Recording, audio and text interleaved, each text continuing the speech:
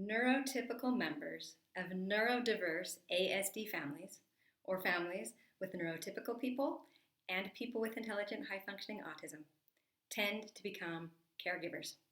Neurotypical people understand other people's perspectives instinctively, and neurotypical people in neurodiverse ASD families gain skills in taking care of their autistic family members in order to help keep things calm and help the autistic family members manage many of the difficulties they face on a daily basis. Over time, these neurotypical caretakers can get tired. Often, they feel like the people with ASD don't really comprehend the amount of work they're putting in to helping them. A person with ASD is feeling anxiety, depression, or managing other comorbid disorders and doesn't realize how much work the typically developing family members are doing to help them with their situation.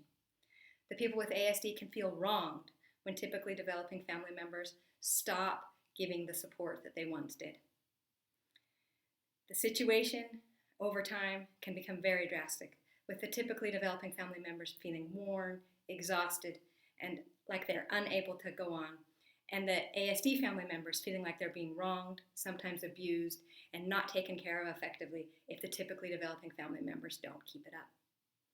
Then, when professionals come into the equation, they often see that there are people with autism and typically developing people in the family and recommend to the typically developing people that they start taking better care of the people with autism again.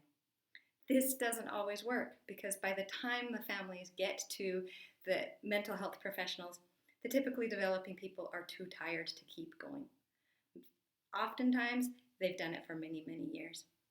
And now, with the new awareness of neurodiverse ASD marriages and many typically developing people coming to the awareness that they've been in a relationship that requires mixed neurological communication for years and that they haven't been aware of it, they hear the advice coming from professionals and think, no, you're at the beginning because you're just seeing this for the first time. But I, as the typically developing person who's been living this for a few decades, know that the advice that you're giving is advice that you could have given me at the beginning. But now, so many years later, I'm not able to take that advice anymore. This is a very difficult situation.